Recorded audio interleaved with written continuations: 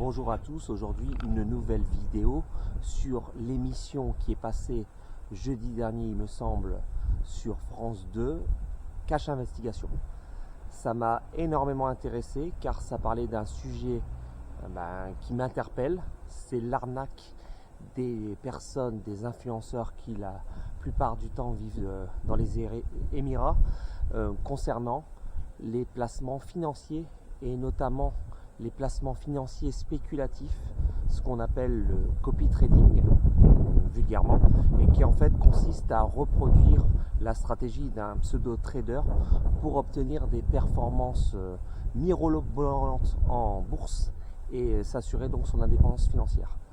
Alors, ce qui est très intéressant, c'est si vous avez observé cette émission, faites-moi les retours, mais si vous ne l'avez pas encore vu, c'est de voir à quel point en fait ces gens se moquent de vous. En fait, ils prennent votre argent et ils se moquent de vous. Je parle pour les gens qui rentrent dans ces combines.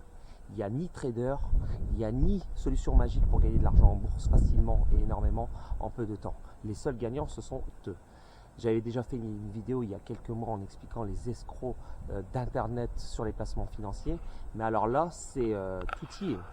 Donc il y a des gens encore aujourd'hui en France et en Europe qui pensent qu'on peut se faire plusieurs milliers voire plusieurs dizaines de milliers d'euros par mois en recopiant simplement la stratégie d'un pseudo-trader qui est situé dans un paradis fiscal dont on ne connaît ni le nom ni l'identité, et bien sûr ce pseudo-trader en fait prend une partie de vos gains sur l'argent qu'il a, sachant que s'il était si fort que ça, ce pseudo-trader n'aurait pas besoin, vous ne calculerez même pas. Enfin, vous imaginez des grands investisseurs comme Peter Lynch ou Charlie Munger faire l'aumône pour demander l'argent de gens sur Internet pour placer leur argent, leur promettant des gains substantiels. C'est ridicule. Mais en tout cas, ces émissions, elles ont l'intérêt d'exister. Elles ne sont pas assez nombreuses. Il faudrait vraiment qu'il y ait un martèlement, notamment du service public, des chaînes publiques pour s'intéresser à ce sujet, parce qu'en fait ça nuit énormément à l'économie du pays, ça décrédibilise l'investissement boursier, puisqu'en fait 85-90% des gens perdent, mais perdent beaucoup, parfois plusieurs dizaines de milliers d'euros, ce sont des sommes importantes pour rien, et en plus ils ne reviendront plus jamais sur les marchés financiers, ces gens-là, puisque comme dit le dicton, chat échaudé craint l'eau froide. Une fois qu'ils ont perdu de l'argent, ils ne reviendront plus jamais, ils diront la bourse c'est zéro. Donc la bourse, évidemment, c'est pas ça la bourse. La bourse, c'est une stratégie long terme en adoptant une politique diversifiée. Et en plus, ce qui est d'effarant, c'est que ces gens qui tombent dans ces arnaques de copy trading, en fait, ne sont même pas initiés à quoi que ce soit en placement financier. C'est-à-dire qu'ils ne sauraient même pas citer 8 valeurs composant le CAC 40. Donc en fait, ils ne connaissent rien du tout en bourse et ils font confiance comme ça à un influenceur ou à des influenceurs qui on ne sait pas d'où ils viennent. Je ne vais pas donner de nom, mais enfin, on voit tous de qui on parle. En fait, on ne connaît pas leur parcours, on ne connaît rien d'eux.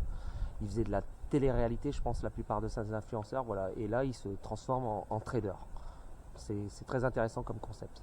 Bien sûr, il n'y a qu'eux qui gagnent de l'argent. Ils gagnent de l'argent en captant une partie des dépôts d'argent qui sont mis la plupart du temps dans des paradis fiscaux.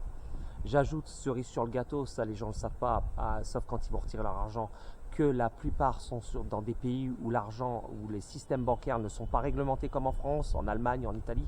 C'est-à-dire qu'en fait, là-bas, les entités de placement, de trading peuvent partir du jour au lendemain avec tous vos actifs. Ça, on ne le dit pas, l'émission ne l'a pas évoqué, donc il y a des risques. Et d'ailleurs, si vous avez peur de certaines plateformes de trading, vous ne les utilisez pas et puis c'est réglé. En fait, il n'y a pas besoin de chipoter là-dessus. Donc mon message, c'est de faire attention à votre épargne, c'est d'investir sur des placements, comme je dis toujours, diversifiés et sur le long terme, et de ne pas tomber dans tout ce qui est miroir aux alouettes, où on vous fait croire que vous avez gagné beaucoup d'argent très facilement en restant sur votre canapé et en regardant le câble.